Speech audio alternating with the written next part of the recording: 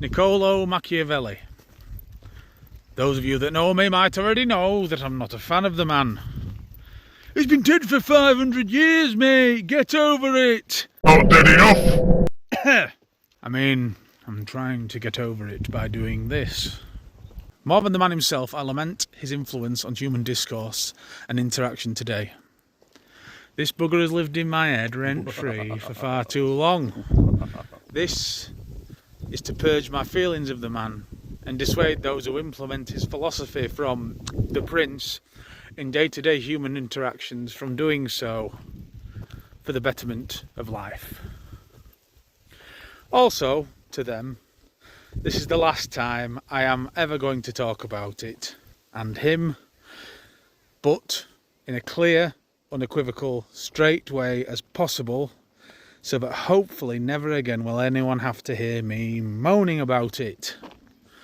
And hopefully Machiavelli's fan club will no longer wave something I have such disdain for in my well-being's face all of the time. If you like it, fine. I don't. And those who do not have a didgeridoo what I am talking about, well, who was Niccolo Machiavelli, according to Google? Born in 1469 and lived until 1527. His job was a diplomat, political philosopher, writer and government official in the Florentine Republic. His impact, he is best known for The Prince, which influenced modern political science by emphasising practical power, statecraft and realistic governance over idealistic rule. It's a bit too flattering, but alright Google, I'll take it. So what is the book The Prince about? According to Brave Search, The Prince is a political guide written by Niccolo Machiavelli in 1513, arguing that rulers should focus on acquiring, maintaining and securing power, even if that requires deception, cruelty, manipulation or actions that would normally be considered immoral. Rather than describing how leaders ought to behave, it largely describes how Machiavelli believed power actually operates in a dangerous and competitive world. Knackered. So in a nutshell, a handbook on gaining and keeping power in an imperfect world with morality treated as optional. And society just really loves immorality. Save the bitterness, mate, you're not even past the intro.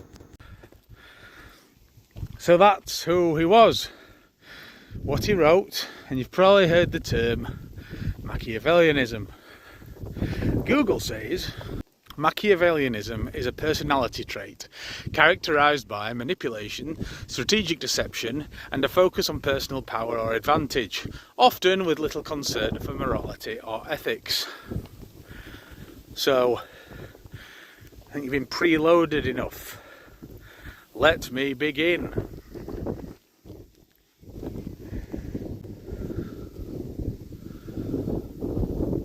Rip up goodness. A structured system of ruthlessness and deceit. Villainous advocacy. Yes, really horrible things. It is safer to be feared than loved. One must be willing to be cruel, to deceive, to lie, to hurt. Very brutal. Very impressive. Nope! Now, straight off the bat, The Prince was written by Machiavelli as a desperate pleading job application for the political dynasty that had imprisoned, tortured and exiled him. In 1513, after the Medici returned to power in Florence, these were like gangsters in Italy that he was trying to work for, and well, they were politicians, but he fell out of favour with them. He was arrested by them on suspicion of conspiracy, tortured, released and then exiled. He finished and dedicated The Prince to the people who'd just done that to him, his dominators, the Medici, in the hopes of getting back into the government service. Per favore, farò qualsiasi cosa, ti succhierò io. Well, guess what? Didn't work. Machiavelli remained sidelined from meaningful political power for the rest of his life, living off minor commissions here and there, having a long series of affairs, but never reaching the kind of influence his writings gesture towards. Unfortunately, or is it fortunately, The Prince, his magnum opus, that was meant to secure his return, ended up being far more influential than he ever was.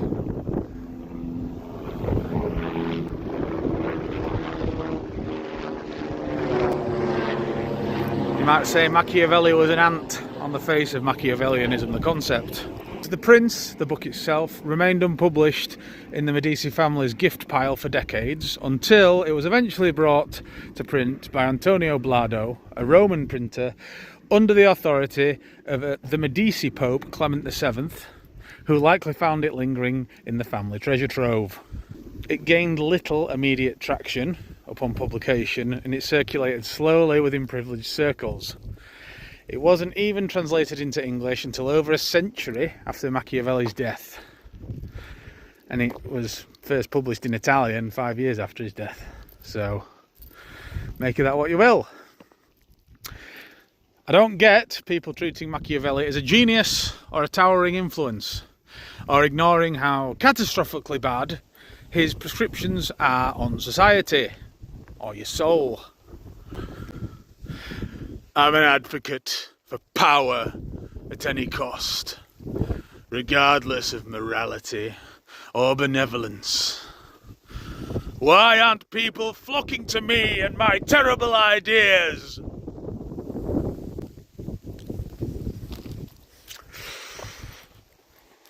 Gee, that's a head scratcher, that. The man spent pages and pages arguing for calculated cruelty, manipulation, fear, deception, and political cynicism, and then failed to become the powerful statesman he clearly imagined himself to be after writing all of that.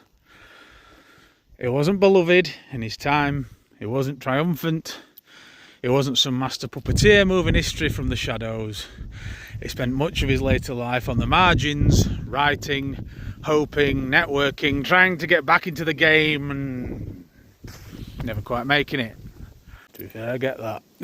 Needs to be said. Yes, humanity can be, and often is, ugly. Machiavelli noticed something in that. Plenty of thinkers have since. But where others look into darkness to understand it, reframe it, restrain it, integrate it sensibly, try to heal it or transcend it, Machiavelli just seemed fascinated by it. He doesn't merely observe the shadow, he lingers in it, he cultivates it, he synthesises it, he turns it into a political philosophy. A dark kingdom of shadow, where the only lights are blood red.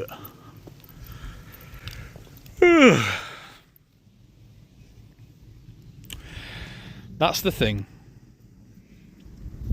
about Machiavellianism, and probably why it gets its appeal. It is fine to dip your toe in the foul and the frightening. It's important even.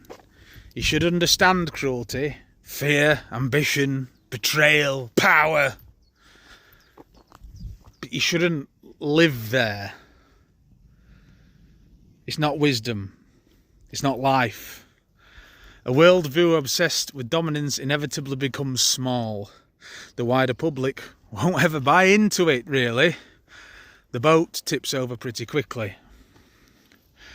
The imagination narrows under its gaze. Everything becomes a contest. Everything virtuous becomes a weakness. Every relationship becomes a transaction. It is safer to be feared than loved is his greatest hit. People repeat it like it's profound, but it's just... it's tragic, really. Here's a birthday for the feared one. So much noise, so little love. Yeah, fear can be useful. It can prevent certain forms of disorder or harm. Used sparingly, and yes, you must be careful that fear does not become hatred. Even Machiavelli wrote that in his book. But, to me, and I imagine others, fear and hatred are essentially the same thing. Each frightened, needling spark feeds a firestorm of bitter resentment.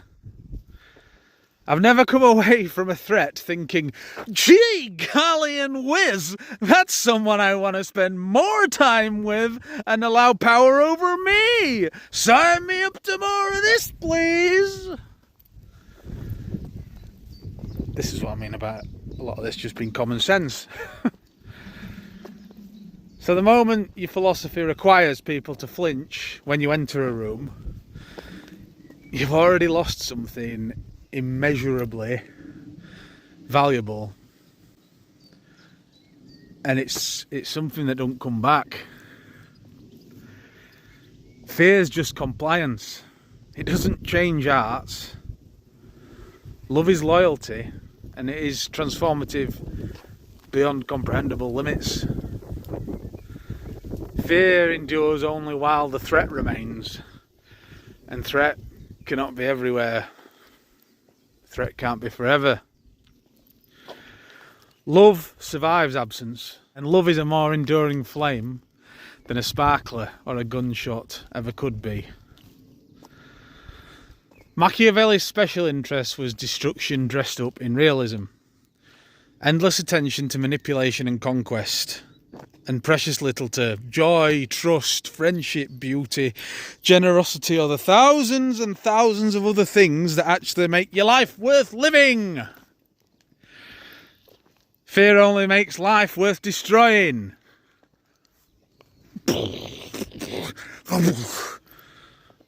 Wow, what a lovely world. Everyone just got menaced to death. At the end of it all, his grand vision of ruthless statecraft didn't elevate him. He died without achieving the political stature he yearned for, while generations of admirers turned his frustrations into a philosophy. A philosophy of what?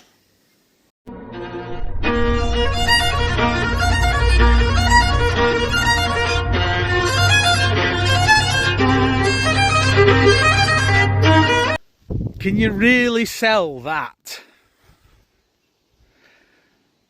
If so, to who? What kind of customer? You couldn't even sell it to brutal gangsters. I'm just saying, you're modelling your life on a cringe edgelord. You're worshipping a loser. And yes, that was written with a touch of hatred. The sort of hatred Machiavellianism tends to induce in the observer or the recipient. The unsellable product, made of crap.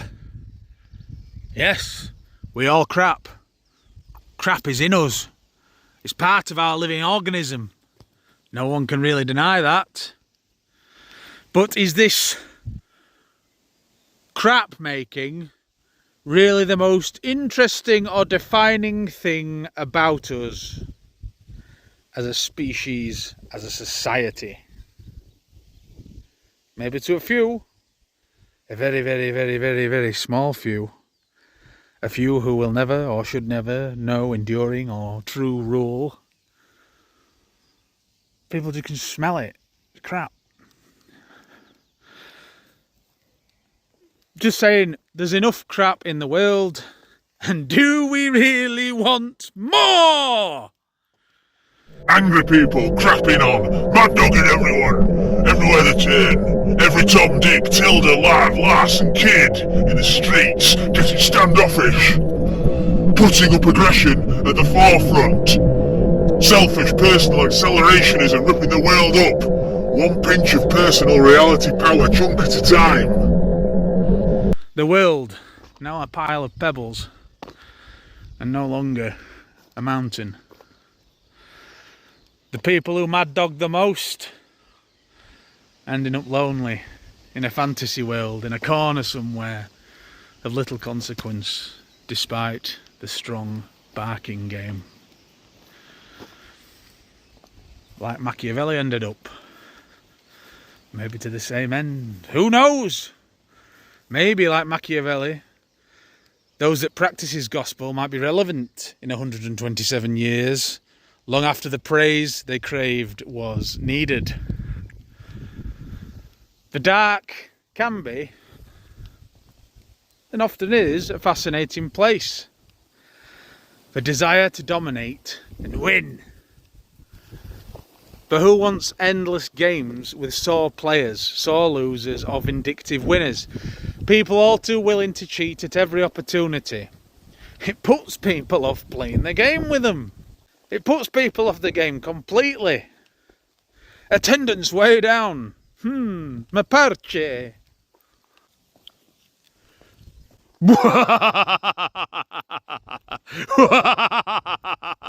I will take and keep taking, and none shall triumph but I. Doom on any opposers, hurt them, deceive, take everything.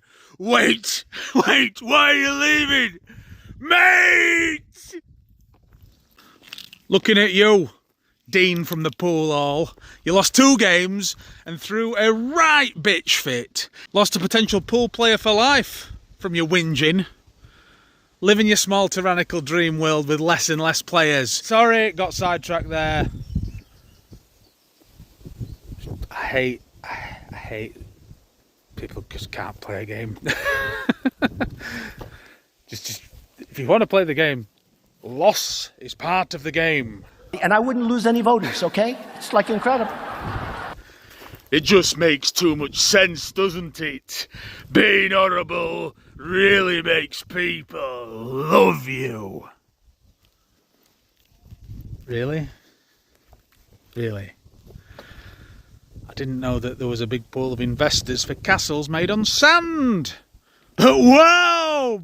Colour me surprised! Now, be a bit unfair just to endlessly just turn it into a pulpiting session to kicking fucking Machiavelli and Machiavellianism as hard as I fucking can.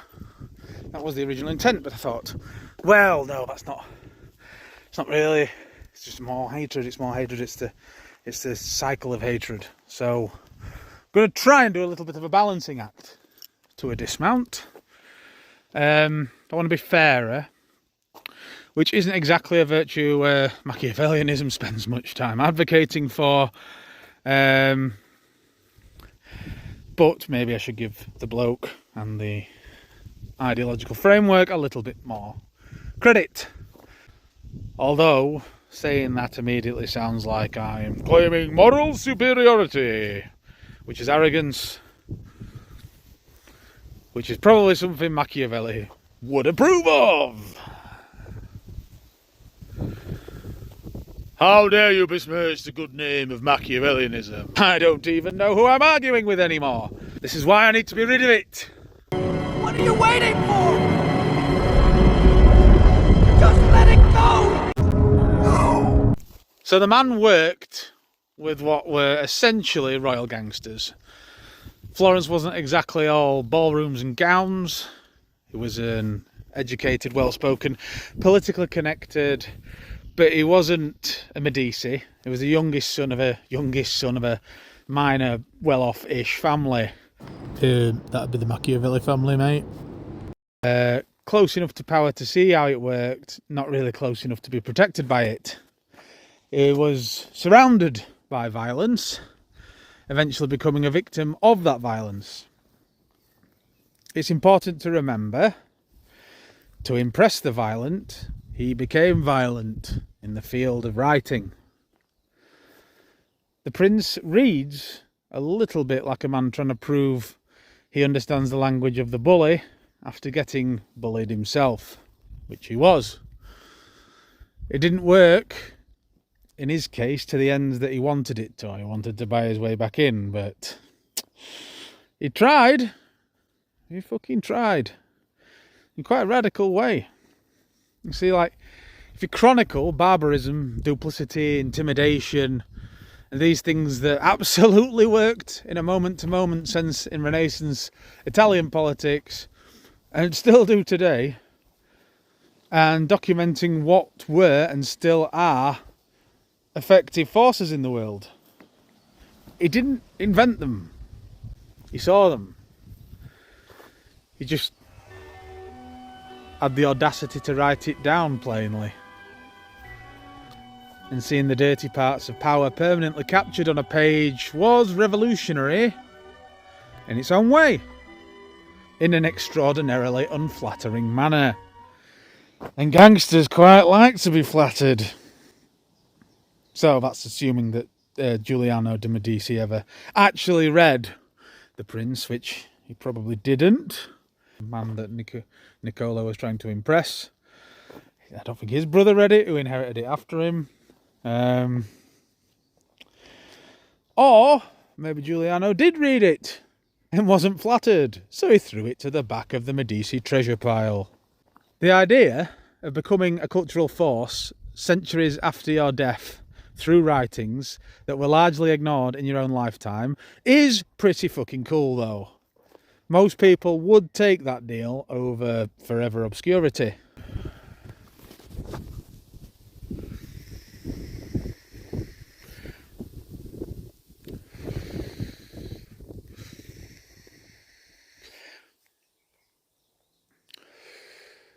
Without the context of Machiavelli himself, though, so people just pick up The Prince and they read and go, wow, this is brilliant, this is like really insightful, this is really dark, this is like, wow, this is like power, man, this is like fucking shit, like this is fucking, it's not groundbreaking, it's stuff I think we're all aware of on the fringes of his mind and through his experiences, but and you know, and you try and implement it and it's effective. But without the context of Machiavelli himself, about the man who wrote it and what success it brought him, slim to none. It doesn't show his circumstances, his failures, the desperation he went through, the world he inhabited, really. Like there's things that cut through all of humanity, but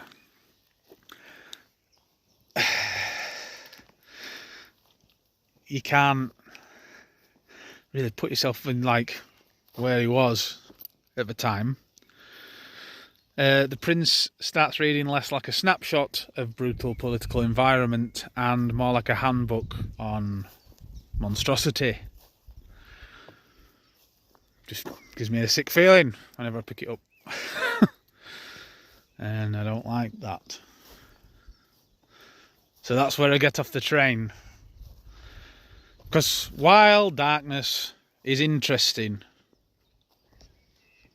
endless darkness really isn't that interesting. Cruelty is interesting. Fear is interesting. Ambition is interesting. Betrayal is interesting. It's good drama. That's why villains are interesting. But it's only in contrast with everything else in the world. The good stuff, the light bits. A world made entirely of villains is just as boring as a world made entirely of saints. Oh, look, another act of brutality. And another one. And another one. And another one. Evil inflation rates absolutely skyrocketing. Most people just getting more jaded or angry because things are so shit. At some point, darkness stops being profound and it just becomes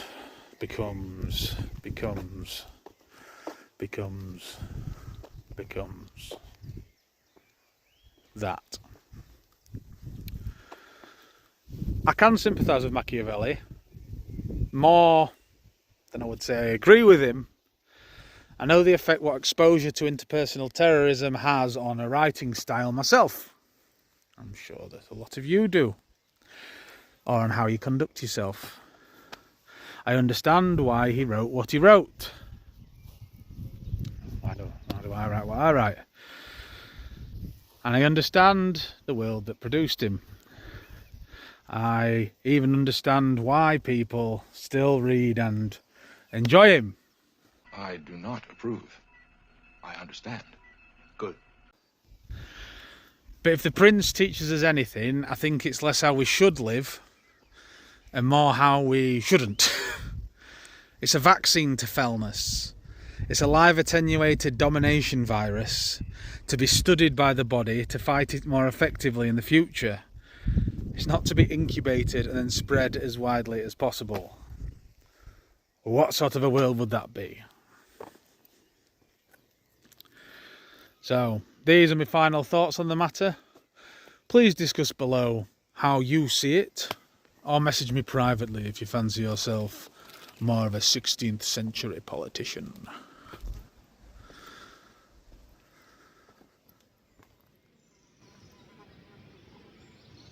So am I a fox? Or a lion? Or a heretic?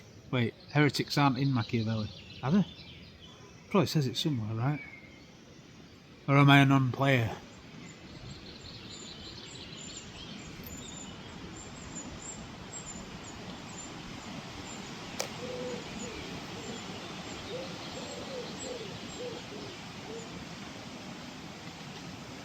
Or am I just a gobby idiot?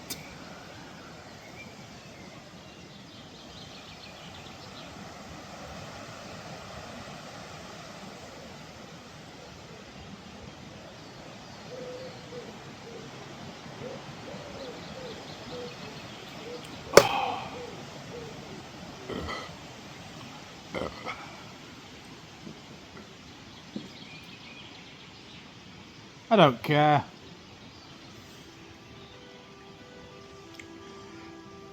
And that's that. In a nutshell, you'll catch more flies with sugar than shit. Here are the last words I'll say on the philosophy I've disliked since being aware of it. I still know people who use Machiavellian tactics. Fair enough, just stop trying to use them on me. I know the game, and I'm not interested. Maybe that makes me a special snowflake, maybe it doesn't. Machiavellianism concerns itself with power. I'm not really interested in that. It's voluntary camaraderie without a gun to the back of the head for me. Keep the rest out of it. A little bit more dignity over domination, some moral conviction over moral coercion, lots of love over lots of leverage. I'm not perfect, I've stumbled, and maybe I have in this video, but I am trying to do better myself. It's not because I'm morally superior, because I am really not. I've been cruel, I've kicked back with the same aggression, I've criticised, ego, pride, stubbornness, and they can feel really good when you're winning. But losing because of that in the long run is no surprise to anyone paying attention. It's a whiplash that no one dodges forever. Oh well, if I lose, maybe I win another day, maybe I collaborate somewhere else, another game, another time. Maybe I don't. C'est la vie, memento mori. If you're big enough to win most of the time, you need to be big enough to take the losses and the knocks too. We all know where the road triumphant goes. It's to Rome 71 BC, 6,000 crucified slaves, angry ghosts, above staring down, cursing the victors to future doom along the Appian Way. Trauma transforms people. Machiavelli saw violence, he suffered violence and wrote about violence. People knew its effects long before it had a name. People know its effects now, without knowing it's called Machiavellianism. Whip marshals get results, not medals from the whipped. They aren't family, they aren't home, they aren't joy. So here's my backbone, break it if you wish. Here's my neck, here's my career, and here's my burning heart. I'm not being rolled up because somebody invokes power, status, influence, or some sort of tin pot hierarchy. I'm not saying that you should either. Why do people feel this need to want to roll people up? If uncomfortable ideas upset people, so be it. It's good company for the ideal of impelled discomfort. Some sort of balance. I do want a world with more acceptance, more joy, more ideas living side by side, even ones I disagree with, because I'm a dreaming idealist at the end of the day. We've not hammered it out yet, or at least we're not hammering people. Well, I hammered the hammers a little bit, but hammers are quite hard, and hammers hammer unless they get hammered, or let's just go out and get hammered. Eh? Eh? Come on, pal! And a bang, bang, bang, bang, bang! That's why there wasn't much deception here. Deception is not my game. Manipulation isn't my game. Maybe a little bit of brutality. I'm not above Machiavellianism entirely. He documented something real in our nature. I just don't think these are the most important things about us. And that's the point. The people outside of the game refusing to play it, laughing at it, ignoring it, they are more numerous than those on the inside of it. It's not a threat, it's just a reminder of the limits of coercion.